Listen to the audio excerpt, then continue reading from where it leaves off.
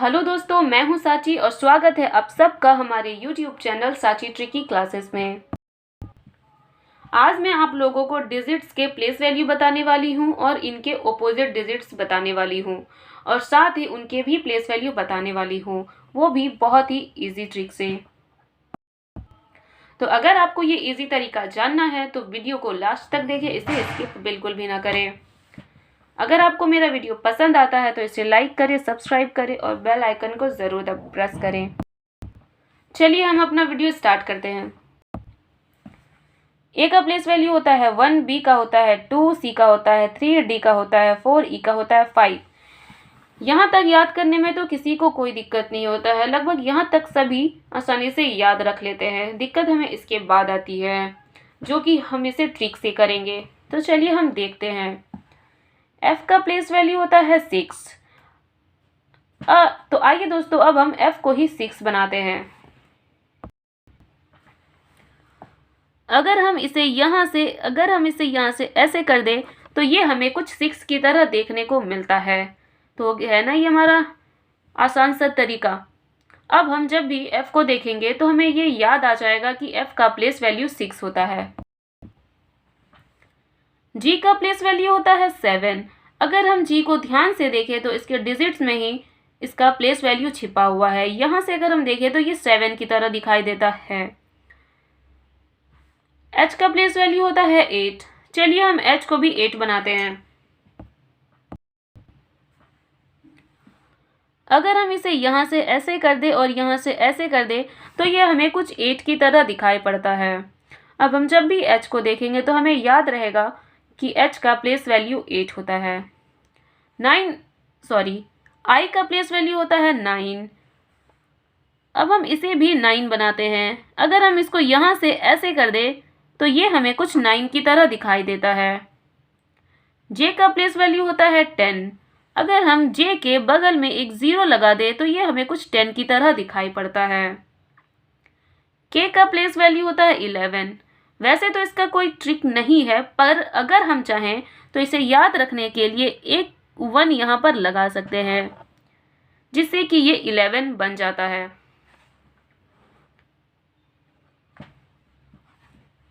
L का place value होता है 12।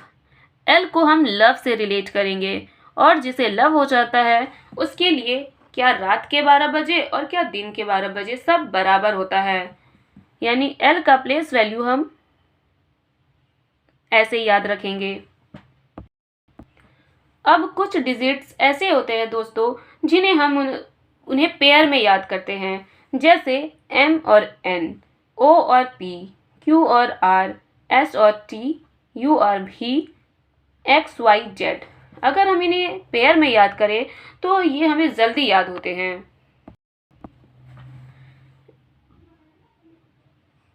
M का प्लेस वैल्यू होता है 13। अगर हम M हमें देखने में 3 की तरह लगता है और अगर हम इसके आगे एक 1 लगा दे तो ये 13 की तरह दिखेगा। तो बन गया ना ये M से 13।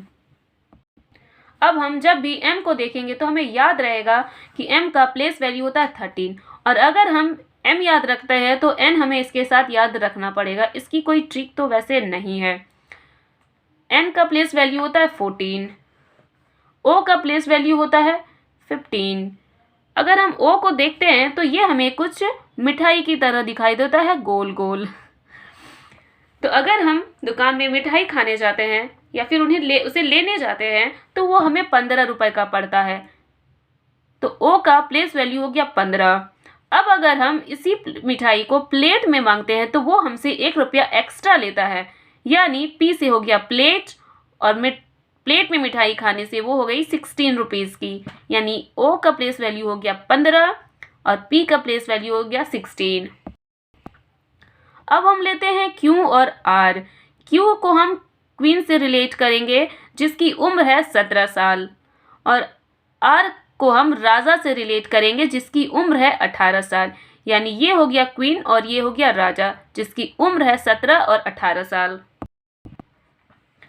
अब हम S और T को लेंगे। T को हम 2020 से याद रखेंगे, यानी t का प्लेस वैल्यू हो गया 20, और अगर हम t का याद रख लेते हैं तो s का हमको याद हो जाएगा। u का प्लेस वैल्यू होता है 21, v का प्लेस वैल्यू होता है 22। इन दोनों को हमें साथ में लेना है। अगर हम इन दोनों को साथ में बोले तो uv किसी का नाम हमें सुनाई पड़ता है, और uv की उम्र क्या है ना, 21-22 साल होगी। w का प्लेस वैल्यू होता है 23, और w को भी हम किसी के नाम से रिलेट करेंगे जिसकी उम्र है 23 साल। अब आता है x, y और z। इन तीनों को एक साथ याद रखा जाता है, x, y, z, 24, 25, 26। जिस तरह हम शुरू में ABCD बोलते हैं यानी 1 2 3 4 बोलते हैं, उसी तरह से हम लास्ट में XYZ बोलते हैं यानी 24, 25, 26 बोलते हैं। तो उम्मीद है दोस्तों कि आप लोगों को ये समझ में आया होगा। अब हम देखते हैं इनके ऑपोजिट डिजिट्स। A का ऑपोजिट होता है Z, और इसे हम ऐसे याद रखेंगे। जब भी हम किसी बच्चे को ABCD लिखने के लिए देते हैं तो हम उसे बोलते हैं कि A to Z लिखो, यानी A से Z तक लिखो, यानी A to Z, यानी A का ऑपोजिट हो गया Z। अब हम इसके ऑपोजिट प्लेस वैल्यू देखते हैं। A का प्लेस वैल्यू होता है 1, Z का होता है 26। अगर हम इसे क्रॉस कर दे तो ये हो जाएगा इसका ऑपोजिट, 1। यानी कि अगर हम उल्टे तरफ से देखें तो A का प्लेस वैल्यू हो जाएगा 26 और Z का प्लेस वैल्यू हो जाएगा 1।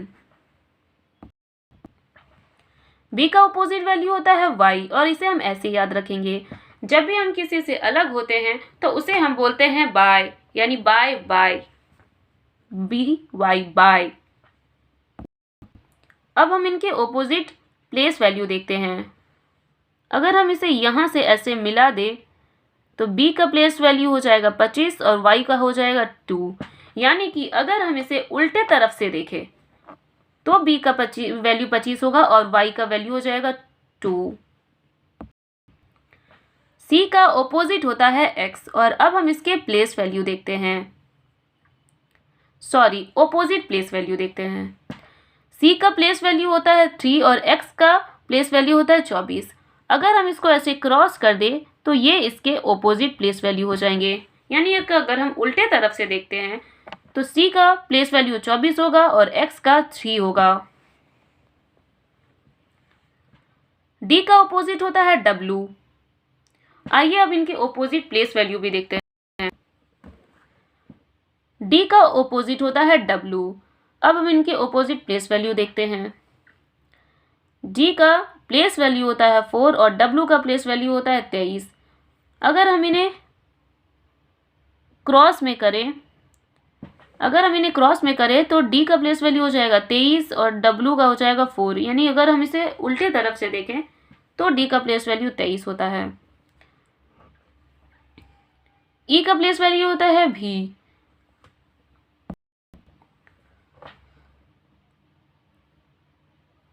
अगर आप ई से बनने वाले 2-3 स्पेलिंग को ले ले, जैसे कि एवरेस्ट यानी EV, इवनिंग यानी EV, एवर यानी EV, तो सारे में आपको EV देखने के लिए मिलता है।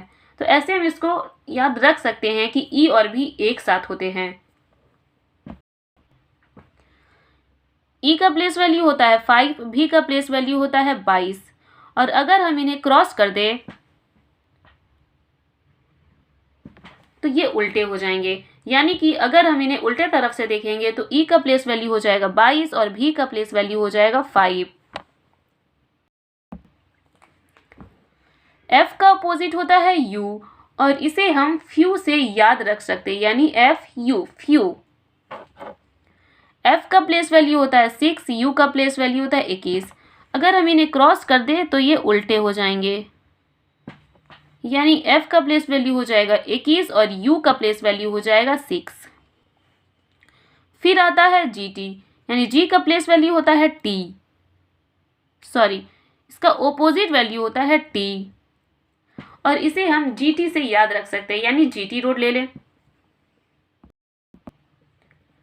G का प्लेस वैल्यू होता है 7 और T का प्लेस वैल्यू होता है 20। अगर हम इसे क्रॉस में ले लें तो ये उल्टे हो जाएंगे, यानी g का प्लेस वैल्यू हो जाएगा 20 और t का हो जाएगा 7।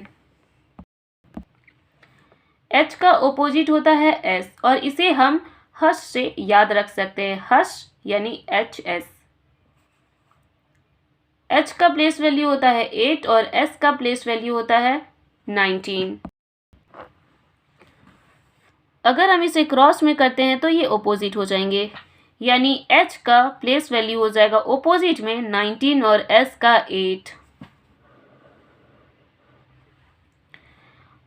I का ओपोजिट होता है R। I का प्लेस वैल्यू होता है 9, R का होता है 18। अगर हम इसे क्रॉस में ले लें तो ये उल्टे तरफ से I का प्लेस वैल्यू हो जाएगा 18 और R का हो जाएगा 9। J के ओपोजिट होता है Q, JQ।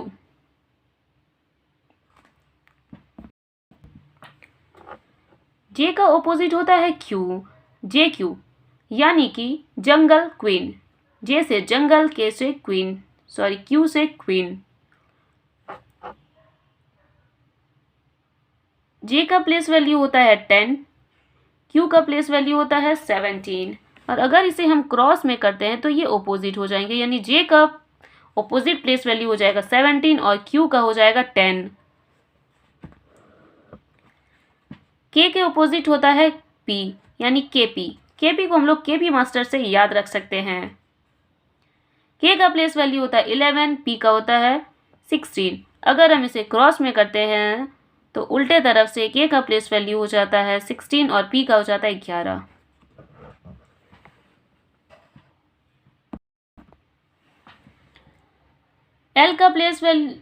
L का ओपोजिट वैल्यू होता है O, LO, यानी इसको हम लोग लव से रिलेट कर सकते हैं, LO।